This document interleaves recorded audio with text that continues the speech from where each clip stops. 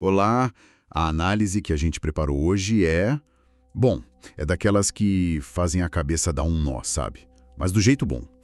Com certeza. A gente vai pegar de um lado o dadaísmo, que é, assim, talvez o movimento artístico mais caótico anti-arte que dá para imaginar. Totalmente iconoclasta. E do outro, uma figura que parece ser o oposto completo disso. O filósofo Julius Evola. Um cara obcecado por ordem, por tradição com T maiúsculo, hierarquia. Exato. Aí a pergunta que não quer calar é: o que diabos um tem a ver com o outro? Como é que um movimento que pregava o nonsense total pode ser visto como um caminho para, sei lá, elevação espiritual? Então, é justamente esse paradoxo que torna essa discussão tão rica. Nosso objetivo aqui é usar os textos dos próprios envolvidos, né? Certo. Os diários de fundadores do Dada, como Hugo Ball, os ensaios do próprio Evola sobre arte, para a gente ir além da caricatura. Sair do óbvio. Isso. Vamos deixar de lado aquela imagem do dadaísta como um mero anarquista que só queria quebrar tudo e investigar uma ideia muito mais radical. Que seria? A de que o ato dadaísta, na visão do Evola, era uma espécie de disciplina espiritual, uma ferramenta para forjar um tipo de indivíduo capaz de se manter de pé no meio da ruína do mundo moderno. Ok, então vamos lá. Para todo mundo ficar na mesma página, vamos colocar os pés em 1916, em Zurique. A Europa está mergulhada na Primeira Guerra Mundial. Uma matança em escala industrial, uma coisa nunca vista. E no meio da Suíça, que era neutra, lá no Cabaré Voltaire, um grupo de artistas, de poetas exilados. Isso. Eles olham para essa loucura toda e chegam a uma conclusão. A lógica, a razão, a beleza, a arte civilizada, tudo isso faliu. Pior que faliu, foi cúmplice. Eles viam a cultura burguesa com seus museus, suas academias, como parte da máquina que levou milhões de pessoas para as trincheiras. Então a reação foi de nojo, de repulsa total. Total. Se a lógica levou à guerra, então viva o ilógico. Se a ordem levou ao caos, então viva o caos. E era um movimento internacional por natureza, porque o nacionalismo era visto como o veneno original de tudo, né? E a forma de expressar isso era o puro deboche, o ataque direto. Um dos exemplos mais famosos é a tal receita do Tristan Tzara para fazer um poema dadaísta. Essa é clássica, é quase uma piada. Ele dizia: pegue um jornal, pegue uma tesoura, aí você recorta um artigo, depois recorta cada palavra e joga tudo num saco. Isso. Joga num saco, agita suavemente e vai tirando as palavras uma a uma e copia na ordem que elas saem. O poema se parecerá com você, ele dizia. Eu confesso que já tentei fazer, o resultado não foi uma obra-prima, não, mas a sensação de abrir mão do controle é interessante, para dizer o mínimo. Mas essa receita é perfeita, porque ela contém a chave de tudo, a celebração do acaso. Só que o que é fascinante, e que os textos originais mostram, é que não era só caos pelo caos, sabe? Tinha algo mais ali. Tinha, se a gente olha o diário do Hugo Ball, que foi um dos cérebros do movimento, a gente vê uma angústia, uma busca espiritual muito profunda. Ah, é? Sim, ele escreve algo como: examinei-me cuidadosamente. Eu nunca poderia dar as boas-vindas ao caos. Não sou um anarquista. Para ele e para outros, a destruição era o primeiro passo, um passo necessário para uma renovação. Tipo uma demolição para construir algo novo. Exatamente, tem uma influência forte de Nietzsche ali. A ideia de que era preciso quebrar as velhas tábuas da lei para criar novos valores. Era sobre libertar forças irracionais, sim, mas com um propósito maior. Certo. Então, de um lado, a gente tem esse movimento de anarquia artística, de quebrar tudo, mas com uma pulga atrás da orelha, uma busca espiritual meio escondida. Isso. E aí, no outro canto do ringue, entra essa figura Julius Evola. Para quem não conhece, Evola é um pensador que defendia o oposto de tudo isso. O oposto completo. Ele falava de tradição, de um mundo ideal governado por sacerdotes e guerreiros, e via o mundo moderno como a decadência absoluta, o reino dos comerciantes, dos burocratas. A arte moderna para ele era, em geral, um lixo, um sintoma dessa doença.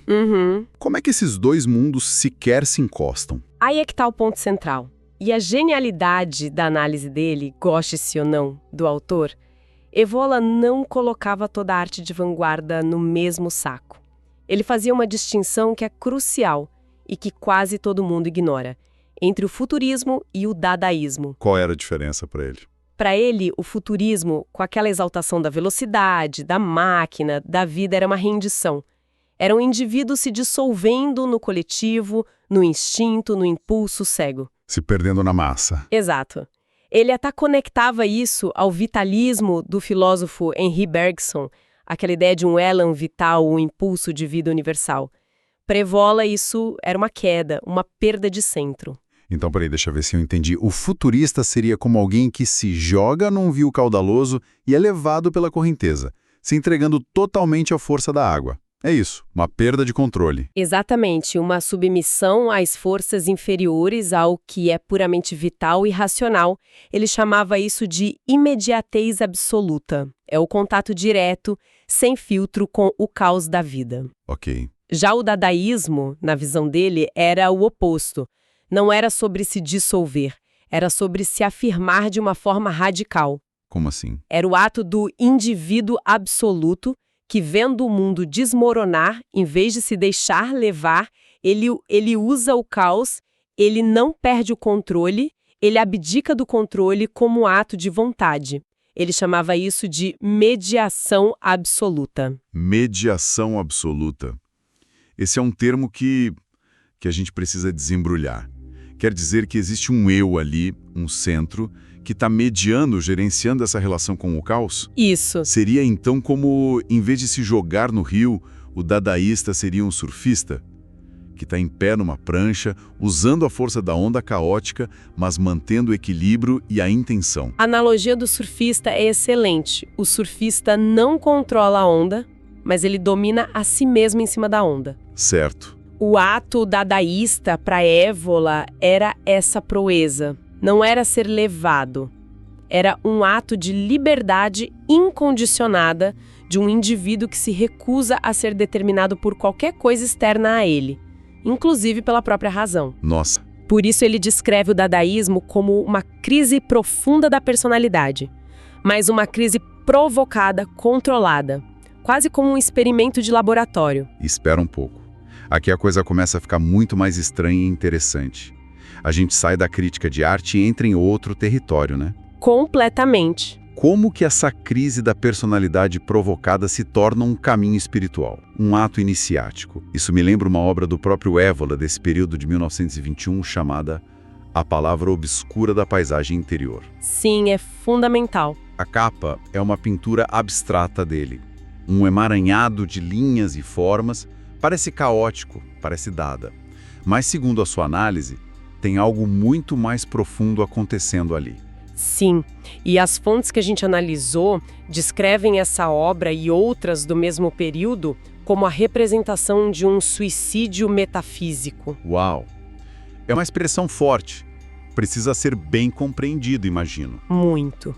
Não tem nada a ver com desespero ou niilismo. Certo, porque suicídio metafísico soa como algo puramente destrutivo.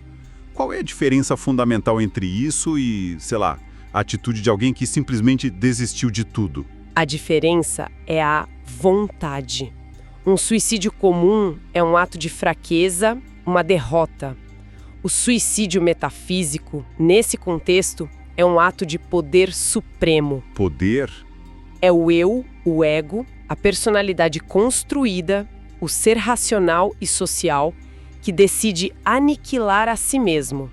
É uma técnica espiritual. Uma técnica? Pense no conceito budista de shunyata, o vazio.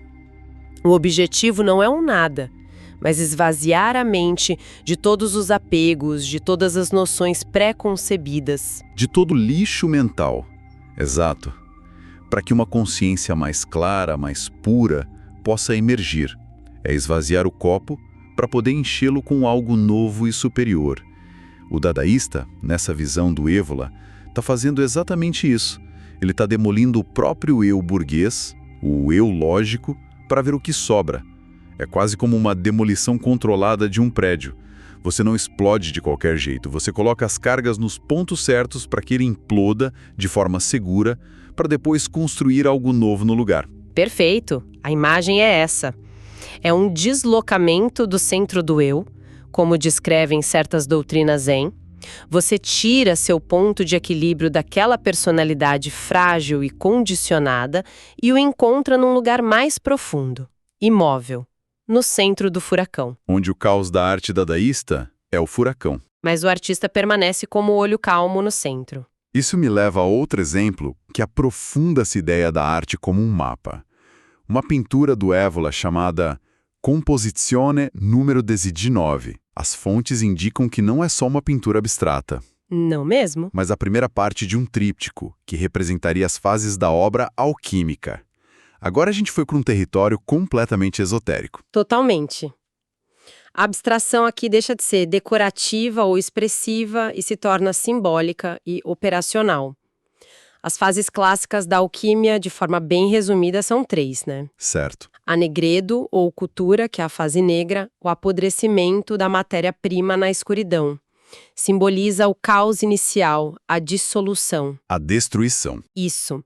Depois vem o albedo, a fase branca, que é a purificação, a lavagem. E, por fim, o rubedo, a fase vermelha, a realização final, a união dos opostos, a pedra filosofal. A arte abstrata de Evola vira um registro visual, um diário desse processo de transformação interior. Então a tinta preta na tela não é só tinta preta, é o caos da Nigredo. É a matéria-prima da própria psique do artista sendo cozida. Exatamente. E o branco não é só branco, é o momento da purificação. E o vermelho é o auge. Isso se conecta diretamente com o que ele mesmo escreveu sobre o uso de símbolos em práticas mágicas. Ah, claro. O objetivo de visualizar um símbolo, como um pentagrama, é focar a mente, criar um ponto de estabilidade para projetar a consciência. A arte dele pode ser vista como a mesma coisa. A obra não representa o mundo lá fora. Ela documenta ou até catalisa uma transformação aqui dentro. É nesse contexto que ele usa uma expressão fantástica que você mencionou. Galope imóvel. Isso, galope imóvel. Que imagem poderosa. O que isso quer dizer? Uma sensação de movimento intenso, mas sem sair do lugar. Precisamente. É a experiência de uma atividade interior frenética, uma transformação acelerada, enquanto o centro do seu ser permanece perfeitamente calmo e estável. É a imobilidade do surfista no meio da velocidade da onda. Perfeito. É o poder que se manifesta a partir de um ponto de quietude absoluta. Para Evola, essa era a antecipação, talvez até paródica, do que seria o desenvolvimento místico do eu. Então, fazendo uma recapitulação, o que a gente viu aqui foi uma virada de 180 graus na nossa compreensão do dadaísmo. Uma virada em tanto. Saímos da imagem de um bando de artistas fazendo bagunça num cabaré para chegar na ideia de uma disciplina espiritual, radicalíssima, vista através dessa lente muito particular do Evola. Isso. Uma ferramenta para esse indivíduo absoluto que se vê sozinho num mundo em ruínas e decide usar a própria destruição como caminho por uma liberdade superior. Uma liberdade que não está mais presa nem à lógica, nem à moral, nem a nada. É uma reinterpretação que, assim, explode as nossas caixinhas, né? Onde termina a arte, começa a espiritualidade. Onde termina a destruição e começa a criação. Evola força as suas perguntas ao transformar a vanguarda artística numa prática de autotransformação. A demolição de todos os valores se torna o primeiro passo. O pré-requisito para construir a si mesmo a partir do zero. Isso nos deixa com um pensamento final, uma última imagem para amarrar tudo isso. Sim. Existe um conceito no tantrismo que pode lançar uma luz ainda mais profunda sobre essa ideia. É a imagem do Viparita Maithuna, que pode ser traduzida como a união invertida. União invertida. Na iconografia tântrica, é muito comum a gente ver a deusa Shakti, que é a energia pura, o movimento, a dança do universo, a Prakriti, e ela está se movendo ativamente sobre o deus Shiva. Certo. Que representa a consciência pura, o observador, o Purusha. Ele está deitado, completamente imóvel, impassível, enquanto a energia cósmica dança sobre ele. É uma inversão total dos papéis que a gente costuma pensar como ativo e passivo, né? A energia, o feminino, no controle do movimento, enquanto a consciência, o masculino, é a base móvel, o fundamento de tudo. Exatamente. E aqui vem a pergunta provocativa para fechar nossa conversa. Vamos lá. Será que a gente pode pensar o ato dadaísta de Evola sob essa luz? O artista, esse indivíduo absoluto, seria o Shiva, o centro de consciência imóvel. Ele permite que a energia caótica, descontrolada e destrutiva do mundo moderno, a Sakti, em seu aspecto mais terrível, haja sobre ele, dance sobre ele. Não para ser destruído por ela. Não, mas para dominá-la permanecendo imóvel. Para ancorá-la através desse ato supremo de vontade, desse suicídio metafísico, alcançando no epicentro da dissolução uma nova e paradoxal forma de poder, quietude e liberdade.